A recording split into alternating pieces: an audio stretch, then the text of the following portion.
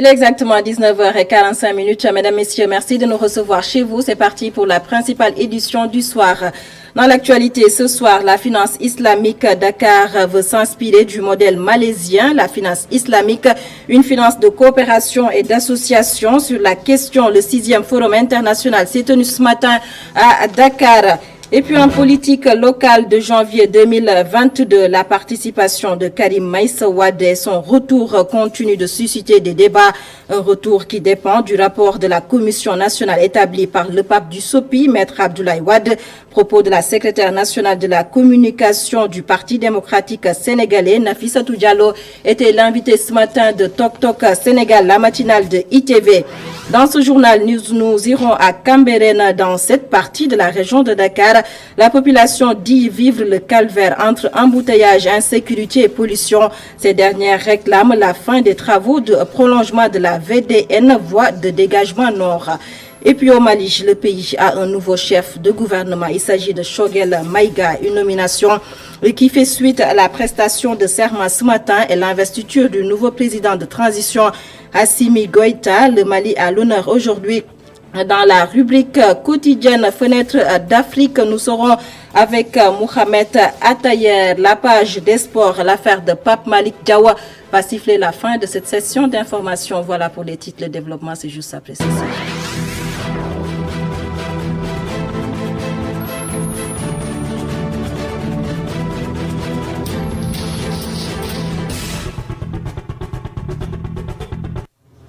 À l'entame de ce journal économique, comment bâtir le pont de l'industrie de l'économie islamique entre Malaisie et les pays de l'Afrique de l'Ouest. Tout le sens de la cérémonie d'ouverture du 6e forum international sur la finance islamique ce matin. Un modèle considéré, la finance islamique, un modèle considéré comme un levier pour booster l'économie des pays de cette zone. Le compte-rendu est signé Mamadou Dian. L'Institut africain de finance islamique exhorte les pays de l'Afrique de l'Ouest à s'inspirer du modèle économique islamique de la Malaisie pour booster l'économie de la région. La Malaisie, c'est l'invité d'honneur. C'est l'invité d'honneur à cette expertise et à travers les ateliers qu'on va visiter. Et on a eu l'honneur d'avoir le président de la Banque islamique de développement qui est intervenu et le ministre de la Malaisie des Affaires religieuses. Et l'objectif, c'est de profiter de leur expérience et de ne pas réinventer la roue et de faire profiter de nos pays qui sont membres de la Banque islamique de développement. La conformité aux principes de l'islam distingue la finance islamique aux autres systèmes financiers. C'est la manière de faire. La finance islamique, c'est une manière éthique de faire de la finance. C'est faire des transactions conformément aux principes de la charia. Mais notre objectif, c'est la même chose, mais la manière de faire différente. Donc la finance islamique, c'est une finance qui est obéie à l'éthique de l'islam. C'est un partenariat, c'est partage des pertes et des profits. Ça veut dire que le financier s'associe avec l'entrepreneur et dans l'entreprise et partage des profits éventuellement les pertes. Dans ce 6e forum de l'AIF sur la finance islamique, le gouvernement du Sénégal assure qu'il s'identifie à ce modèle car étant conforme à la vision du chef de l'État. Les expériences vécues sur le continent africain nous renseignent aussi que certains pays cessaient à cette finance en privilégiant une démarche pragmatique d'optimisation des opportunités s'offrant à eux, pendant que d'autres définissent de véritables stratégies pour bâtir une industrie financière islamique. En tout état de cause, notre continent ne doit pas rester en marge de cette belle dynamique internationale, surtout qu'il dispose en la matière d'avantages comparatifs à faire prévaloir. Chers participants, le Sénégal, en ce qui le concerne, est très attaché aux principes et valeurs de la finance islamique qui irriguent fortement la vision politique du président Macky Sall pour un Sénégal émergent dans la solidarité, l'équité et la justice sociale. Le ministre malaisien des Affaires religieuses et le président directeur général de la Banque islamique ont participé au forum en vidéoconférence. Des doléances ont été exprimées au cours du forum, telles que l'octroi de bourses étrangères pour l'acquisition de compétences sur la finance islamique, Le ministre des Finances promet de transmettre ses doléances au chef de l'État. Mamadou Dia, après l'économie, nous changeons de registre pour parler de la santé. Pour un meilleur accès aux soins de santé des personnes en situation de handicap, l'ONG Maristop International et la Fédération nationale des personnes vivant avec un handicap lancent un plaidoyer. À cet effet, des femmes ont bénéficié d'une séance de dépistage du cancer du col de l'utérus. Entre autres offres, le compte-rendu est signé Mamadou Lamine Fatija.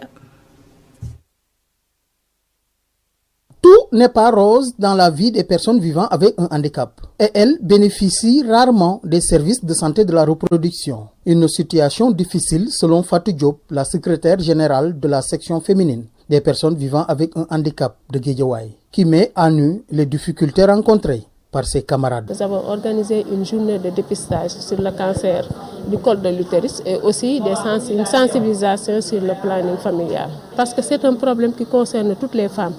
Le cancer du col de l'utérus, ce n'est pas seulement pour les personnes handicapées. Peut-être avec les personnes handicapées, c'est beaucoup plus dangereux parce que le cancer est une maladie silencieuse qui te ronge sans pour autant que tu t'en rends compte. Donc avant d'en arriver à un stade aussi avancé, donc mieux vaut prendre les devants. Pour faciliter et accompagner les personnes vivant avec un handicap à accéder aux services de santé de la reproduction, l'ONG Maristop International a mis à la disposition des femmes de la Fédération des personnes handicapées de Guédiawaye une équipe de sages-femmes et de relais pour mieux les sensibiliser. Les services de santé seront garantis. En général, on voit que les femmes des personnes en situation de handicap ont un accès difficile par rapport à l'offre de services au niveau de la planification familiale.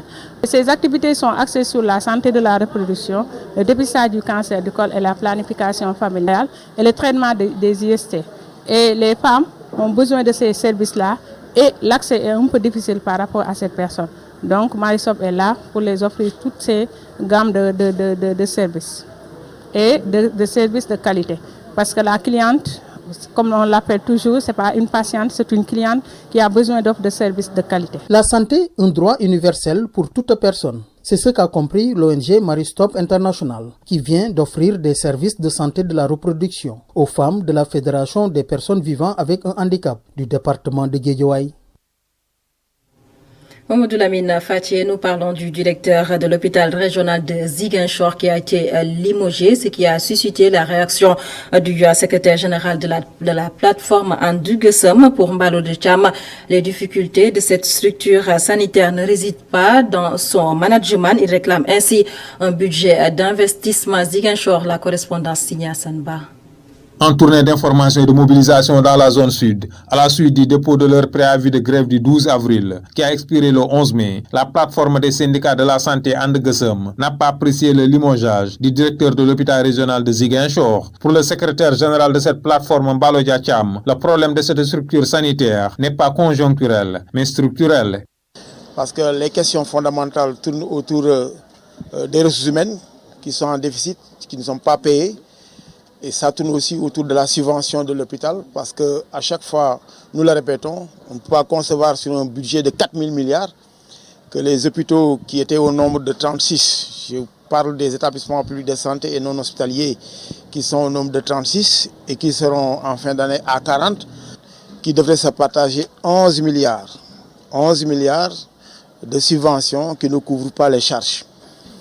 Un budget consolidé d'investissement, une subvention d'exploitation à la hauteur du prorata des dépenses, c'est ce que réclame le secrétaire général de la plateforme Andugesem pour l'hôpital régional de Ziguinchor et tous les hôpitaux du Sénégal. Mais en dehors des questions de gouvernance, c'est des questions aussi de ressources humaines, de ressources matérielles et surtout de ressources financières. Les hôpitaux ne sont pas subventionnés, les fonds de dotation ne viennent pas. Et aujourd'hui aussi, les ménages, surtout avec la pandémie, sont très éprouvés. Nous pensons qu'il y a autre chose à faire que de faire marcher les hôpitaux avec l'imagerie, avec le laboratoire, avec toutes ces mamelles-là qui pompent beaucoup de ressources. Abordant les dettes de la CMU, le secrétaire général de la plateforme Andugesem soutient que c'est un goulot d'étranglement pour les hôpitaux. Hassan Ba, en politique, élection locale du 23 janvier 2022 pour une participation à ces joutes électorales. Le retour de Karim Meïssa Wade va dépendre du rapport de la commission mise sur pied par le pape du SOPI, Maître Abdoulaye Wade. Une déclaration de la secrétaire nationale à la communication interne du Parti démocratique sénégalais, par ailleurs chargé des réseaux sociaux. Nafissatou Diallo était l'invité ce matin de la matinale de ITV Tok Tok Sénégal. Elle s'est également prononcée sur la possibilité d'avoir une liste unique lors de l'opposition lors de ces élections locales du 23 janvier 2022. Nafissatou Diallo au micro de Migui Maram Diaya. Sans Karim Wade, je sais que nous aurons peut-être moins de mérite que s'il était là. Mais ça, c'est pas à moi aujourd'hui de le déterminer. C'est à la commission d'y réfléchir et de faire des propositions. Si la commission juge que le retour de Karim serait un impact pour nous, elle le notifiera dans le rapport.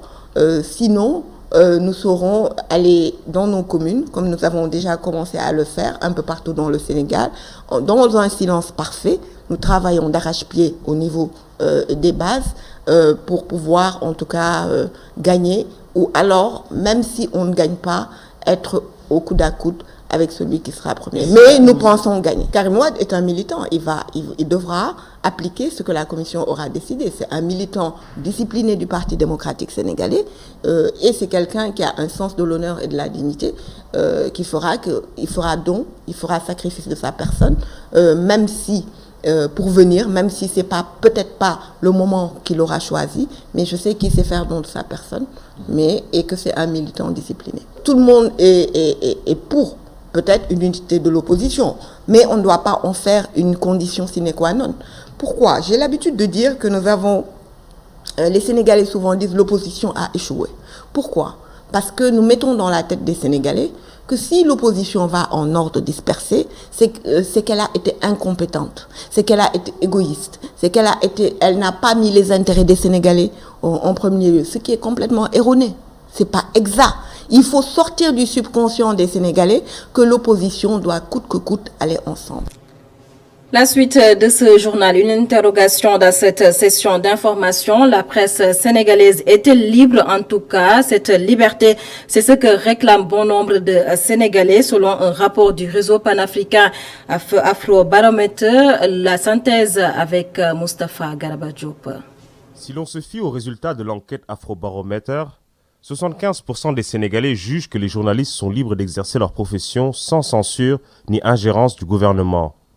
Ces mêmes citoyens pensent que la presse doit rester libre de publier toute idée ou opinion sans entrave du gouvernement. 3/4 des personnes interrogées estiment que les journalistes ont la mission d'enquêter sur la corruption et les travers du gouvernement. Le quart restant estime que trop de reportages négatifs nuisent au pays. Quant à l'élection présidentielle de 2019, juste la moitié des Sénégalais estiment que les médias ont été impartiaux face aux différents candidats. Cette enquête a porté sur un échantillon représentatif de 1200 adultes interrogés entre décembre 2020 et janvier 2021. Moustapha Garaba Diop, et nous parlons de tout à fait autre chose. Nous nous intéressons à présent aux centrales électriques de Bargny. Des milliers de tonnes de charbon stockées et abandonnées sur place, chose qui inquiète les organisations qui s'activent dans la protection de l'environnement. En plus de cette situation, les riverains sont exposés à une pollution extrême. À cela s'ajoute le projet d'installation d'une unité de sidérurgie qui étouffe la zone de Bargny. Bargny, la correspondance de Babacar Sek. Bien qu'à l'arrêt, la centrale électrique de Bargny inquiète plus que jamais le réseau des associations pour la protection de l'environnement et de la nature. Pour cause, 80 000 tonnes de charbon sont stockées à l'air libre dans une zone où les femmes transformatrices de produits halieutiques s'activent. Mais ces tas de charbon, avec les poussières, avec tout ce qui se passe, ça dit que le taux de matières premières, que l'on appelle les matières particulières, qui sont extrêmement dangereuses, sont très élevés au niveau de Bargny. Même des mesures ont été faites à partir de Ndiolman, Nguidaga jusqu'à Minam. On a constaté que, par exemple, les émissions les poussières fines ont dépassé les particules, ont dépassé de 4 fois les normes sénégalaises. Ça dit que Bargny, vraiment, est en train de souffrir d'une pollution atmosphérique qui est extrêmement dangereuse. Si nous agissons une centrale à charbon, ça veut dire que c'est la mort des populations. L'installation annoncée d'une unité industrielle de sidérurgie et le port minéralier et vraquier risque de faire de Bargny une vraie bombe écologique selon les membres du RAPEN. On le trouvera dans aucun monde où l'on va mettre en juxtaposition une unité de sidérurgie et une centrale à sable. Même si c'est le port, c'est les grands navires, c'est des navires attirant d'eau de 18 mètres. C'est-à-dire que ça ne peut même pas rentrer au port de Dakar. Mais ces navires, on a dit qu'un navire, un seul navire comme ça, pollue l'équivalent de 50 000 véhicules. Mais qu'est-ce que cela veut dire? Cela veut dire que Bargny, on est en train de créer une bombe écologique. C'est-à-dire c'est un mélange tonnant où on n'a jamais su comment nos dirigeants ont eu à avoir des décisions pareilles. Les associations de protection de l'environnement et de la nature appellent l'État au respect des engagements sur le renoncement au charbon en sommant les 3 cimenteries du pays de cesser son utilisation comme combustible. Cambérène à présent, les lenteurs dans l'exécution des travaux sur l'axe de prolongement de la VDN, voie de dégagement nord, indisposent les riverains. Ces derniers disent vivre le calvaire, embouteillage, insalubrité et pollution. Voilà le quotidien de ces populations. Reportage sur place signé Mamseyna Boubabouwa. Avec l'odeur, la poussière, les embouteillages, le voyage est pénible. Entre la distance et l'inconfort, les nerfs chauffent, les nez se bouchent, les riverains étouffent et les automobilistes se plaignent. C'est l'axe de la souffrance et de la pollution pour usagers et résidents. Des montagnes de sable et de gravats, une route étroite, des voitures qui contournent pour échapper aux embouteillages.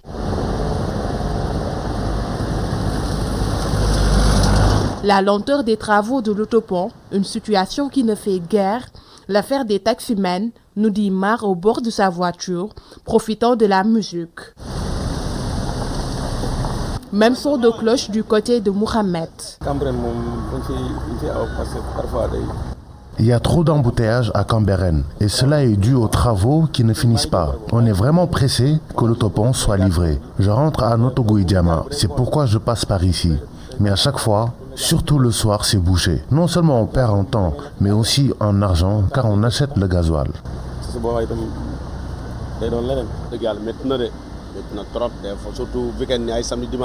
C'est vraiment difficile ici avec les embouteillages, surtout les week-ends. Que l'État nous aide en continuant les travaux. Le soir à partir de 15h, les embouteillages deviennent infernales. Parfois, il nous arrive de refuser des courses de certains clients. Si on pense aux embouteillages et au temps qu'on perd à Cambérène.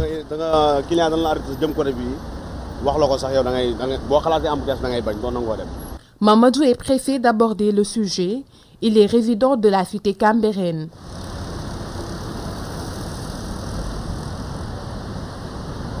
Selon lui, trouver même un taxi est devenu un véritable parcours de combattant. On doit nous aider. Les travaux ont trop duré.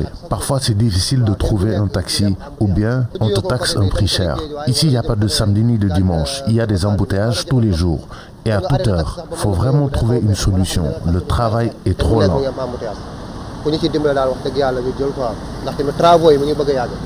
Automobilistes et résidents, tous se plaignent des travaux qui n'en finissent pas. Les taximens disent perdre trop de temps à cause des embouteillages dans ce secteur, là où les clients, eux, évoquent la cherté des tarifs du taxi pour les mêmes raisons.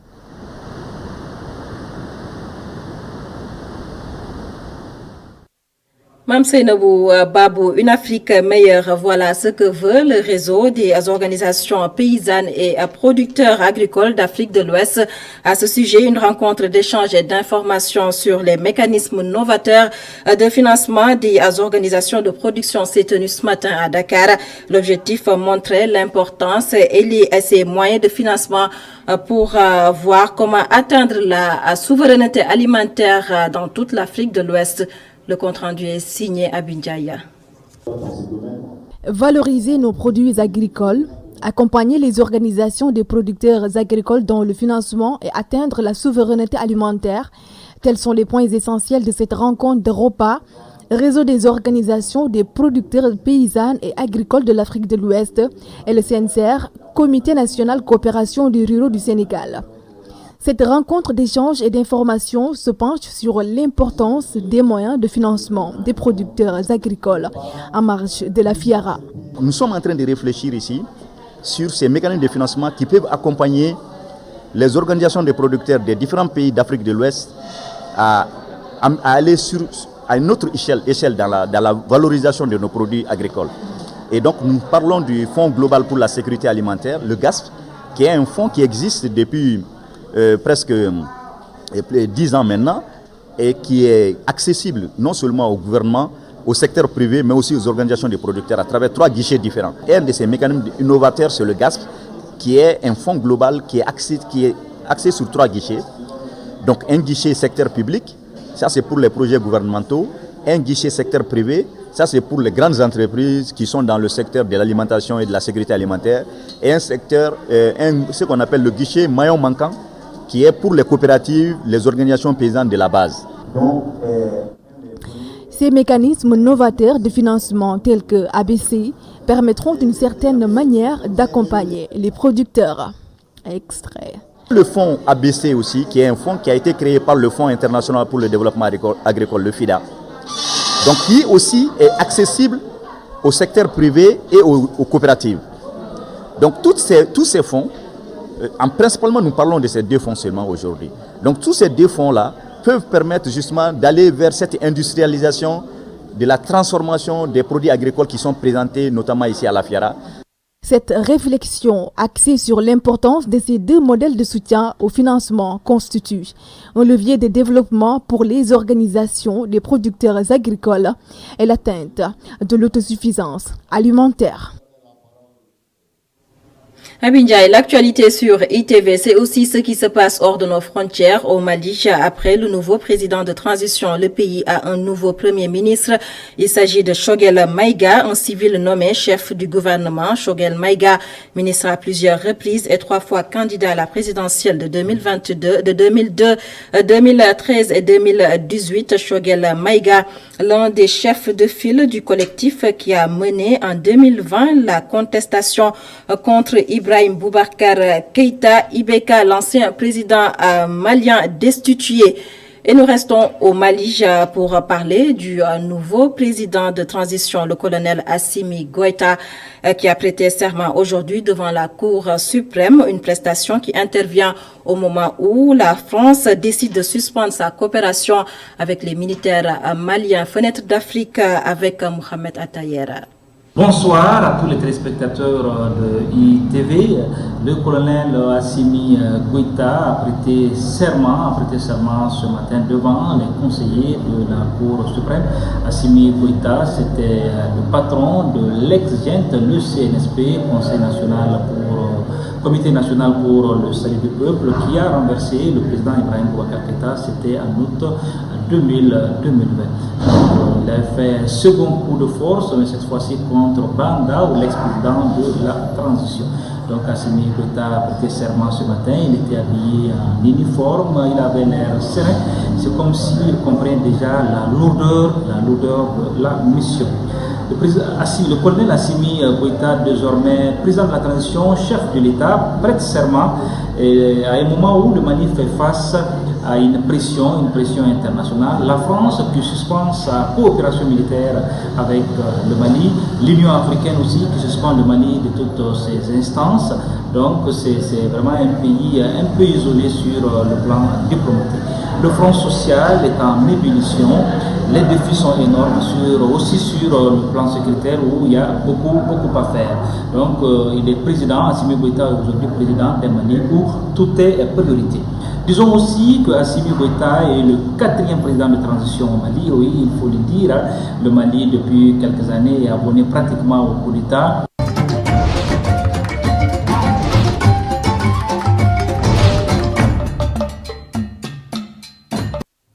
Nous sommes lundi, comme vous le savez, tous les lundis, l'actualité sportive, l'affaire de Pape Malick Diawara.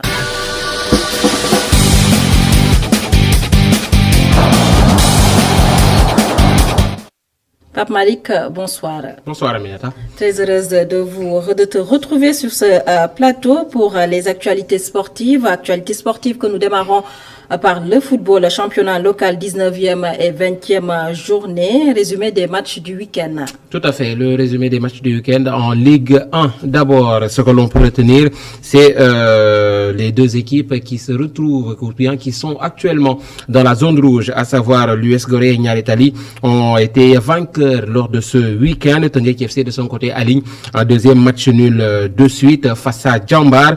Pikine et Casa Sport, le choc de cette 19e journée. Eh bien, il n'y a pas eu de vainqueur dans ce choc puisqu'il y a eu un match nul. Et en Ligue 2, on notera toujours ce mano à mano entre Guédiawaye et Linguère. Les repères donc de cette 19e journée, c'est avec Cheikh Diop. La 19e journée de la Ligue 1 a été bouclée ce dimanche et l'un des gagnants s'appelle Génération Foot. Les Grenats qui ont corrigé le pauvre Ceneps Excellence de Thiès, Adeni Biram Ndao 3-0, reviennent à seulement 4 longueurs du leader Teungueth FC et 2 de son dauphin, AS Pikine. Les Rouges et Verts justement n'ont pas pu se défaire du Casa Sport à domicile. 0 but partout sur le score de la rencontre, malgré un Alassane Djigo plein à craquer. Les hommes de Youssouf Dabo, toujours leaders, ont été accrochés à domicile à Ngalandou Diouf par de vaillants Jambar, un but partout. Deuxième match nul de suite pour TFC qui traîne le pied. Les équipes du bas de tableau ont profité de cette 19e journée pour se réveiller. Niary Tally est allé s'imposer chez le stade de Mbour 1-0. Une deuxième victoire de rang pour les Galactiques qui ont déjà entamé l'opération maintien. Quant à son binôme du bas l'US Gorée, elle peut souffler grâce à une victoire 2-0 face à Mbour Petite Côte, mais reste toujours bon dernier. Pour terminer, le Jaraaf de Dakar s'est repris grâce à sa petite victoire au stade Alboury Ndiaye de Louga face au Ndiambour qui s'approche dangereusement de plus en plus de la zone rouge. En Ligue 2 également, une partie des matchs s'est jouée ce dimanche pour le compte de la 19e journée. Le constat est que le mano à mano se poursuit en tête entre Guédiawaye FC et Linguère de Saint-Louis. Les Crabes sont bien sortis du piège du Keur Madior, 3e du classement, 1-0. Les Samba Linguère, quant à eux, maintiennent le cap grâce à un succès 2-0 devant Renaissance de Dakar. L'Union sportive de Ouakam enfonce définitivement Africa Promo Foot qui n'a toujours pas gagné cette saison. 1-0, c'est le score final. Les Juliers de la Sonacos ont battu Thiès FC 1-0, mais restent 8e au classement. Et enfin, Amitié FC et EG Fatigue se sont quittés sur un score nul et vierge. La compagnie aérienne Air Sénégal signe une coopération avec des équipes de football du Sénégal. Tout à fait. L'équipe nationale, pour être beaucoup plus précis, est 600 millions de francs CFA. Voilà la somme que devra donc verser tout simplement l'Air Sénégal à la Fédération sénégalaise de football après avoir signé donc un partenariat. La convention a été signée à Diamniadio en présence des joueurs de l'équipe nationale A, à savoir Sadio Mané, Cheikhou Kouyaté, Idrissa Gana Gueye, encore Kalidou Koulibaly, mais aussi du sélectionneur Aliou Cissé. Le compte-rendu est signé Babacar Seck. La Fédération sénégalaise de football et la compagnie aérienne nationale Air Sénégal sont désormais liées pour 3 ans. Ainsi, les équipes nationales se déplaceront avec Air Sénégal. C'est quelque chose de tout à fait naturel. Il était attendu par l'équipe nationale de football, il était attendu par les joueurs de football. Il était tout à fait normal que Air Sénégal, qui porte le nom Sénégal, et l'équipe nationale de football se marient et aillent ensemble, main dans la main. D'une part, pour l'équipe de football, aller conquérir les titres pour et au nom du Sénégal. Et d'autre part, pour Air Sénégal, aller grandir et devenir ce pavillon national dont les Sénégalais seront fiers. La Fédération sénégalaise de football recevra 50 millions de francs CFA par année d'Air Sénégal, mais aussi des facilités liées au déplacement. Ce contrat qui durera 3 ans pour la première échéance va nous permettre de recevoir de Air Sénégal des montants donc en numéraire de l'ordre de 50 millions par an, mais aussi une contribution en échange de marchandises de l'ordre de 100 millions donc, qui nous permettra d'accueillir des billets. Ensuite, il y aura d'autres facilités qui nous seront accordées pour l'acquisition des billets. Vous le savez, les équipes de football, maintenant au Sénégal, toutes nos équipes voyagent dans toutes les catégories et tous les genres. Et très souvent, on est en but à d'abord la célérité, à trouver les places dans les compagnies, mais aussi à les acheter au meilleur prix. Et donc, ils vont nous aider dans cela. Les joueurs se réjouissent de ce partenariat qui aura un impact positif sur les performances avec le confort des vols d'Air Sénégal. J'espère qu'ils vont nous accompagner le plus longtemps possible pour atteindre nos objectifs, car c'est quelque chose d'important pour nous. Bien voyager dans des bonnes conditions, ça nous permettra d'être performants sur le terrain, on l'a déjà vu. 600 millions de francs CFA seront mis à la disposition de la Fédération sénégalaise de football par Air Sénégal pendant les 3 prochaines années. Babacar Seck, justement, le président de la Fédération sénégalaise de football, s'est également prononcé sur l'état de la pelouse du stade Lat Dior de Thiès. Tout à fait, même s'il reste des choses à parfaire, le président de la Fédération sénégalaise de football, à savoir Augustin Senghor, reste très confiant sur une éventuelle homologation par la CAF en septembre, puisque c'est au mois de septembre que le Sénégal va recevoir ses 2 prochains matchs, ou bien ses 2 premiers matchs pour les qualifications de la Coupe du Monde. Augustin Senghor, que nous écoutons au micro de Babacar Seck. Tout ça aussi nécessite qu'on mette des spécialistes sur le terrain. Et nous, la fédération, je l'ai déjà dit aux autorités de tutelle, nous sommes prêts, après avoir beaucoup investi dans ce stade-là, à demander qu'on nous confie la gestion pour mettre la sécurité qu'il faut pour protéger les investissements qui ont été faits en tribune, mais aussi continuer en permanence avec une équipe à entretenir les gazons et toutes les autres commodités du stade, parce qu'aujourd'hui, qu'on le veuille ou non, jusqu'en février 2022, quand le stade Sénégal sera ouvert, c'est ce stade que nous avons. Il nous faut l'entretenir, le chérir pour le mettre à la disposition de nos joueurs. Si nous voulons que nos joueurs gagnent, il faut qu'on leur donne des bonnes pelouses pour qu'ils puissent jouer. On a vu, ça s'est juste amélioré. Ils nous ont fait une mi-temps extraordinaire la dernière fois, avec une qualité de jeu qui s'est beaucoup améliorée. Si on fait plus sur la pelouse, j'en parlais tout de suite avec Sadio d'ailleurs, il me dit, nous, notre préoccupation, c'est ça. Vous pouvez mettre des vestiaires où il y a des robinets en or. Si la pelouse n'est pas bonne, ça ne va pas. Et ils ont reconnu quand même qu'il y a des avancées, mais qu'il faut encore faire plus. Et d'ici septembre, nous y arriverons. Augustin Senghor, au micro de Babacar Seck sur la pelouse du stade Lat Dior de Thiès. Justement, restons sur cette pelouse qui, on le rappelle, va accueillir pour le 2e match amical de l'équipe nationale du Sénégal. Demain, à partir de 19h, ce sera face au Cap-Vert. Une rencontre toujours à suivre sur Radio 90.3 à Minatanog. Ce sera avec vous, Pape Malik Diao. Merci pour toutes ces actualités sportives.